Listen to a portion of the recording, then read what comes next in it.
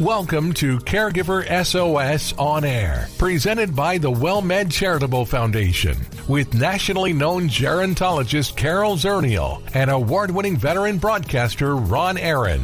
This program provides health, wellness, and other information for caregivers who are vital to the health and well-being of so many people across our country. And now, here are your hosts, Ron Aaron and Carol Zernail. Well, welcome to Caregiver SOS On Air. Delighted to have you with us. We come to you every week with a look at a variety of health and wellness issues as they affect caregiving and caregivers. I'm Ron Aaron. Carol Zernail, our co-host, is with us, and let me take a moment and let you know about her. Carol holds a master's degree in social gerontology, 30 years experience in the field. She's co-chair of the Raise Family Caregiving Advisory Council and executive director of the WellMed Charitable Foundation. And Carol, it is great to have you with us. Thank you. It's wonderful to be here.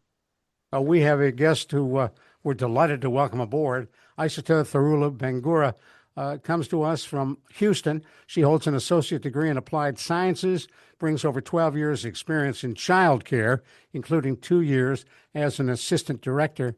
In addition to her work in childcare, she has spent 6 years providing compassionate care as an aide for elderly individuals. Isatta, thanks for joining us. My pleasure. Thank you for having me on.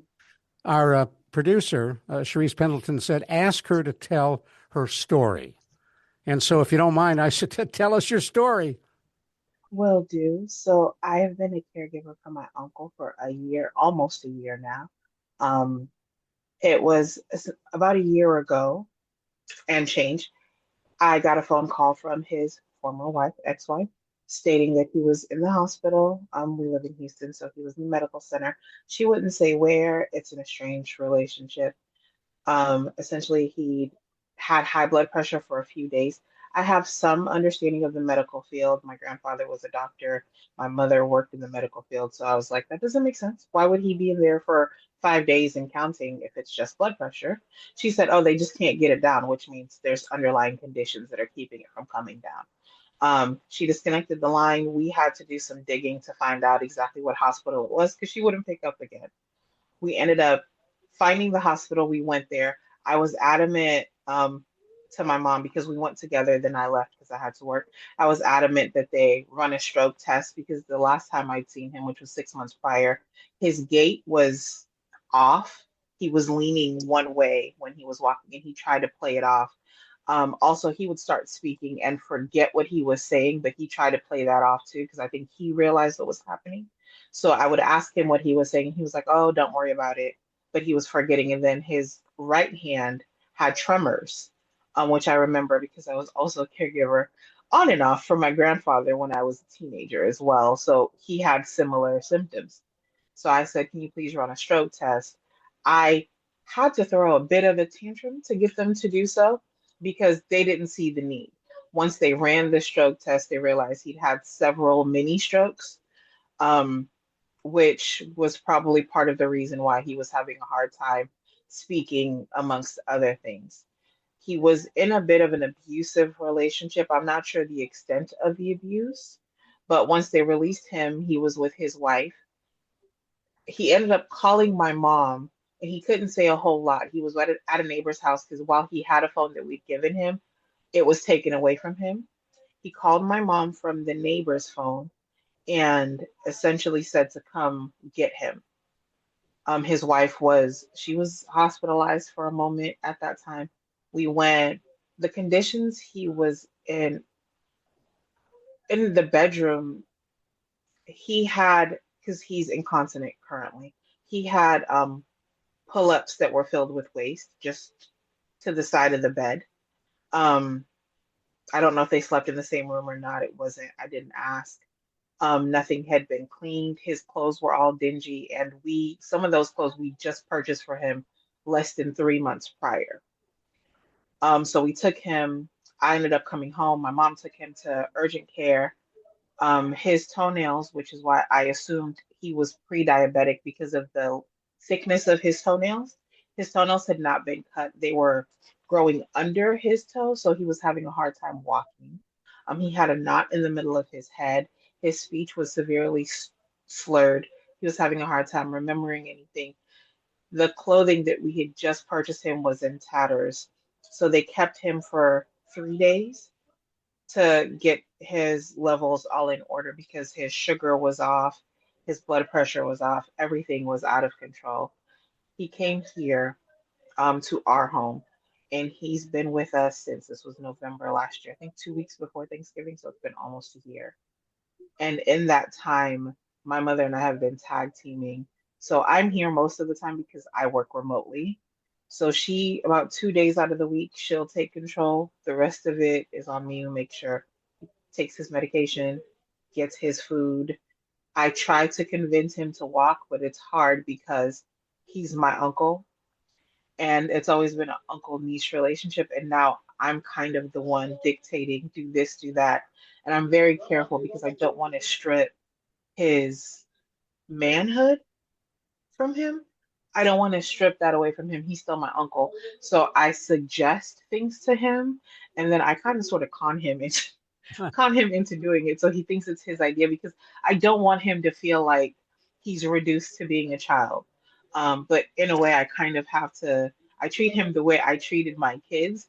So I kind of gentle parent him into doing things. Sometimes it works. Well, most times it works. Every once in a while, it's a flat no, and I have to accept that. Now, But it's hold that been, thought. We're going to come right back to you. I want to let folks know who may have just joined us. You're listening to the award-winning Caregiver SOS on air. I'm Ron Aaron. Carol Zernail, our co-host, is here, and we're talking with Isatta Thorlu-Bangura, who is telling us a story about how she and her mom, I guess it's safe to say, actually rescued your uncle. How is he doing now? he has moments. There's good days, and then there's days where he's a bit off mentally. He has a really good, his long-term memory is great. His short-term memory is off, but his speech is way better, and he's comfortable here. But some days, I think he just, because he's 57, so some days I think he has a hard time with being okay with where he's at in life right now. So, and how are you doing?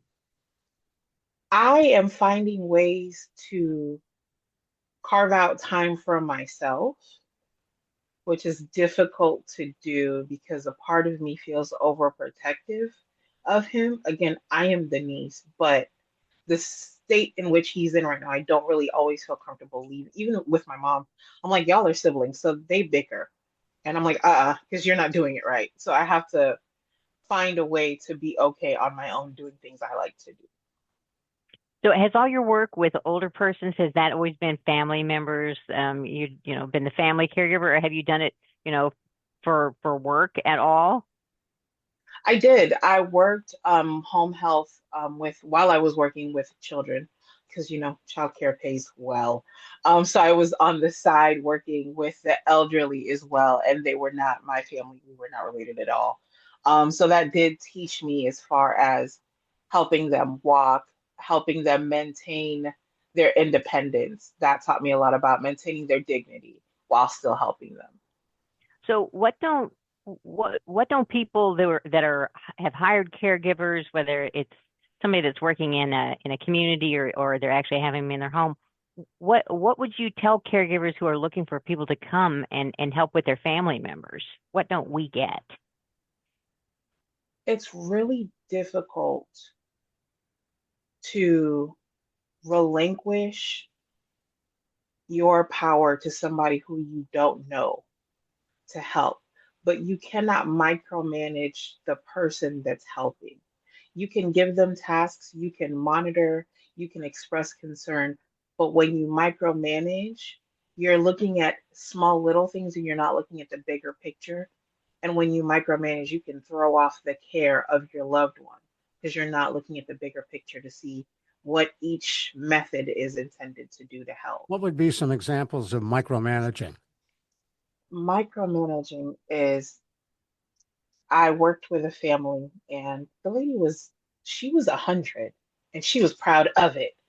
Um, so I would allow her to do her own makeup, which she did anyway. And so if she used a certain, it's up to her if she wants to put on her hearing aid or not. I'm not forcing that on her. Her children felt as though she had to wear it all the time, and she didn't need to because it wasn't all the time that she needed it. And they were so adamant on, she has to wear it, she has to wear it, she has to wear it, that they would overlook everything else about her. And whenever they forced her to do it, her whole disposition would change. She would shrink within herself. She didn't want to talk anymore. And she would mumble to me, this hurts my ears. I don't like how this feels. And I had to put my foot down at risk of my job, and say, you guys have to stop. You got to let her decide. If she's going somewhere, I understand. But if she's at home, you got to let her pick. So it's little things like that that they need to pay attention to. And did they listen to you? They did. I did. I kept my job. And they did. Yeah, that was my question, right? I kept my job, but they did listen to me. Yes. Well, and I love just listening to you. That I heard you talk about the dignity of your uncle, and then I hear you protecting the dignity of your 100-year-old client as well. And so that's a thread that I'm not sure a lot of us think about in a caregiving. We want to take care of them, and we want things to be right, and we know it's right, and we're not always thinking about what does it feel like to the other person, and how do we keep them our uncle versus treating them disrespectfully. Correct. What made you sensitive to that? I think I've always felt, growing up, I wasn't born in Houston. I was born in Sierra Leone, West Africa, and I came to America as a refugee. And I watched my mom's dignity get stripped from her little by little. I watched mine as well, because people hear an accent and the first thing they say is, huh? They don't let you finish statements, and they don't understand what that does to somebody as a human. And I watched it happen to my mom, to where she was changing the way she pronounced her name. And I, at the smooth age of 8, told her, you told me your name is all that you have and you don't change it. And so she went back to asserting, no, this is my name. This is how you pronounce it. And so seeing that treatment made me real sensitive to how other people feel. And I've always paid close attention to how people react, to see how they feel about things. And I just think about how I would want to be treated. It's okay that, life isn't going physically the way I wanted it to, but at least let me still be me. At least let me feel like I have some kind of independence. And I see it with the babies as well.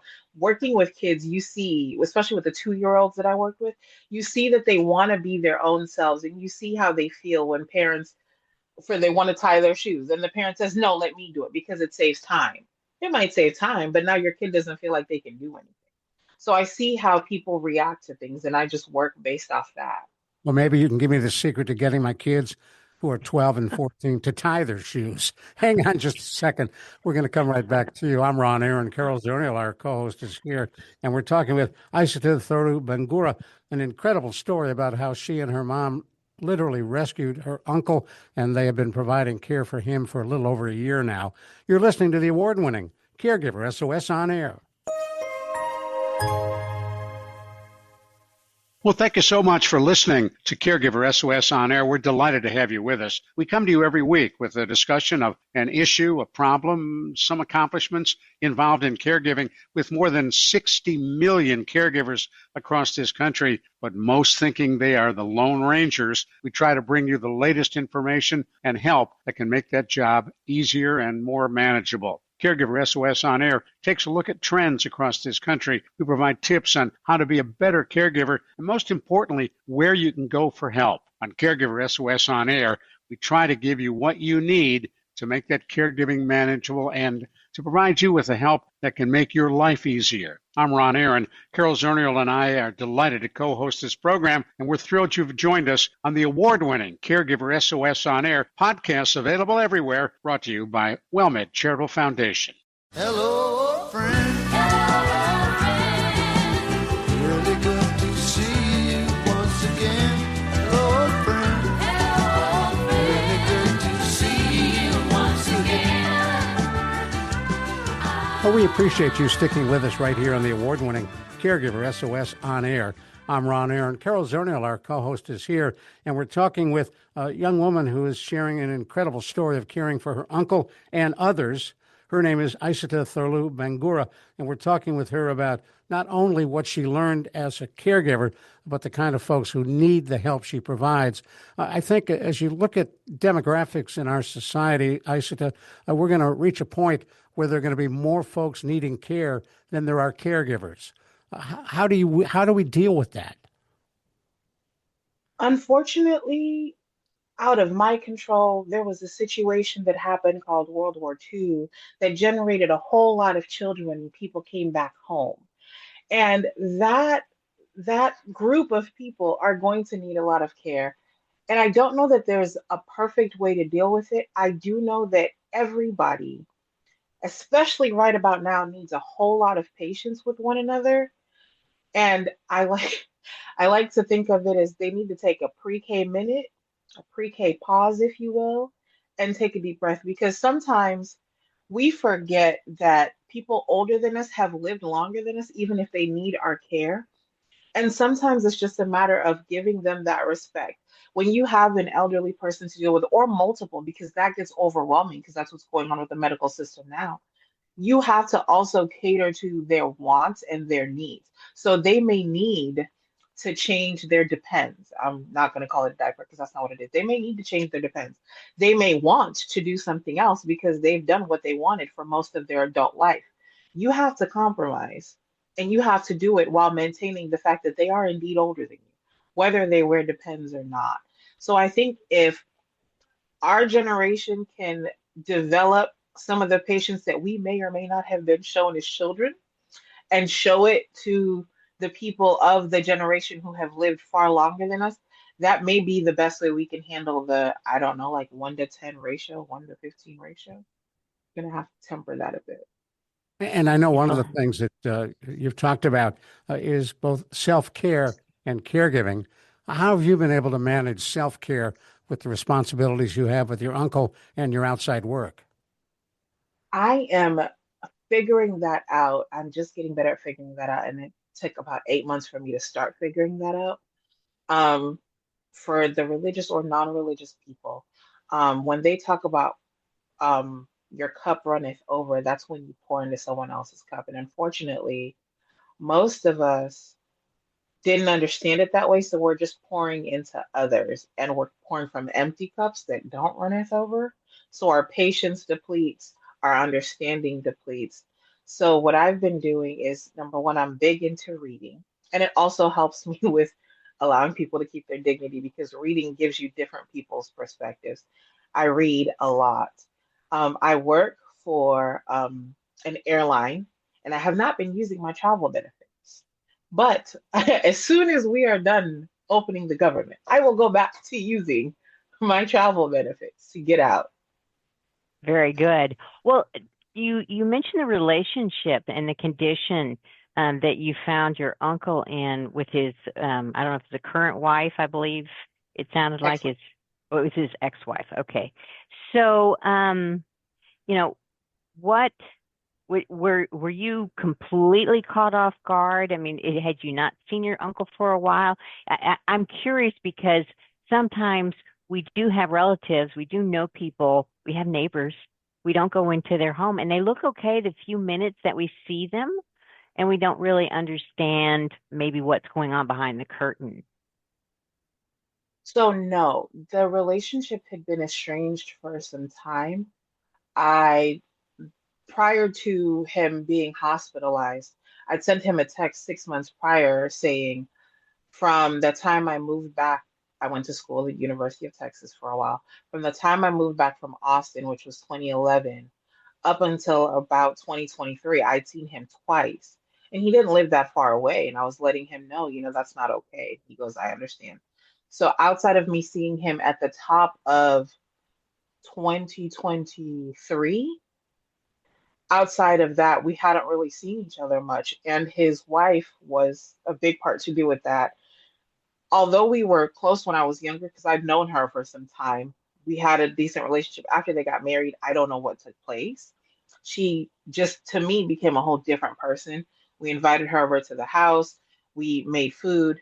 She goes, oh no, I don't eat African food. And I was like, okay. And then we were like, well, do you want water? She goes, no, I brought my own water. And no lie, she brought a bottle of water out of her purse. And I said, okay. And that was the last time we saw her. So when she has our numbers blocked as well. So we couldn't call, we didn't know what was going on.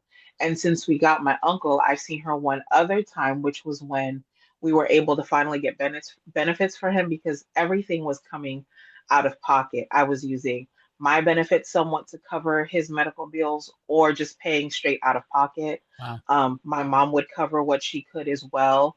And it was getting really pricey. So when we were able to finally get benefits for him, she came the very next day because apparently she was alerted. She brought police with her.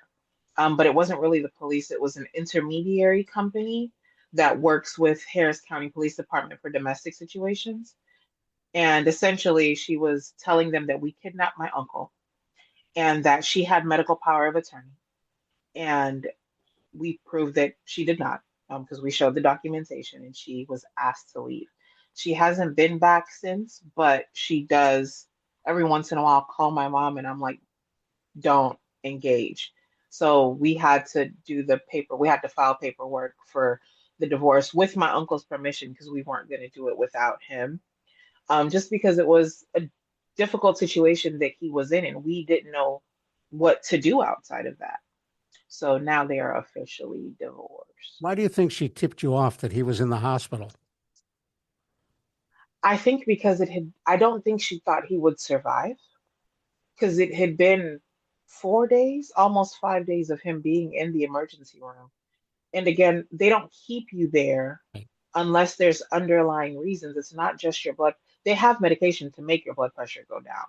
So if they're giving you medication and your blood pressure is not going down, there's underlying reasons why. And on top of that, he was a big smoker. He's not anymore because our house is smoke free and nobody's bringing you cigarettes. So good luck. And his stepson was giving him alternative smoking methods as well.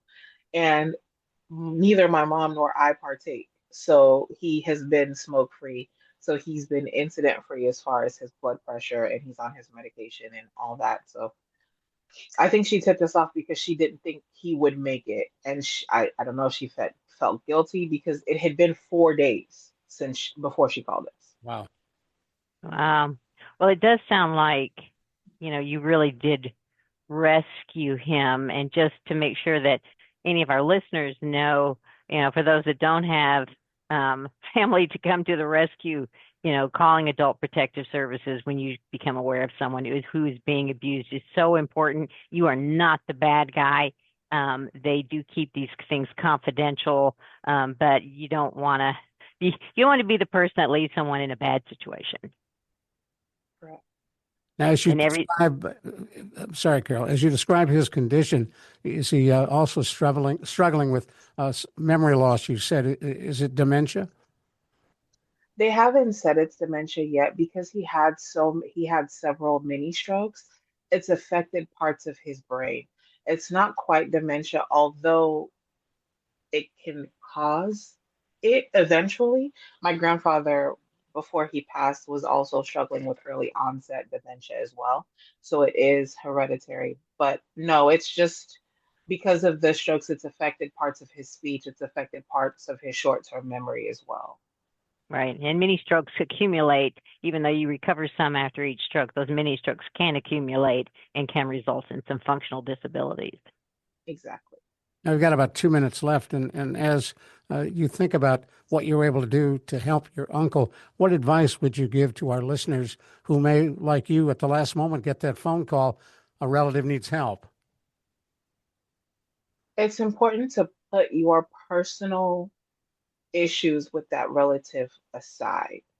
Me and my uncle did not have the best relationship prior to when I was a teenager. I mean, teenagers usually don't get along with their, adults very well. We didn't have the best relationship, but all the personal stuff, whatever they've done to you, even if it's your child, it's really difficult, but you have to put it aside because that person who you had issues with, it's important to remember they don't exist anymore. This is a totally different person. And it's important to also seek therapy because 33% of caregivers, I believe, 33% of caregivers suffer mental health issues within a year of caregiving. So you have to put yourself aside, get a therapist if you need to. Just remember your beef is no longer with that person you're helping. it's now with you and yourself because you got to fix it for yourself. You're just there to take care of them. Everything else you have to work out inside yourself. That's good advice. I'm going to have to stop you there. We really appreciate you coming on. Isatta Thorlu-Bangura, an incredible story, and I'm thankful for what you have done for your uncle. For Carol Zernail, I'm Ron Aaron. We will talk with you soon right here on the award-winning Caregiver SOS On Air. The executive producer for Caregiver SOS On Air is Daniel Calderon. The producer is Sharice Pendleton. And the associate producer is Catherine Oglesby. We'll see you next week on Caregiver SOS On Air. You've been listening to Caregiver SOS On Air, an exclusive presentation of the WellMed Charitable Foundation. We welcome emails with suggestions and comments on this program at radio@wellmed.net. Join co-hosts Carol Zernail and Ron Aaron next week for more on caregiving, improving the health and well-being of caregivers and their care recipients everywhere. For more on caregiving and podcasts of our programs, visit caregiversos.org.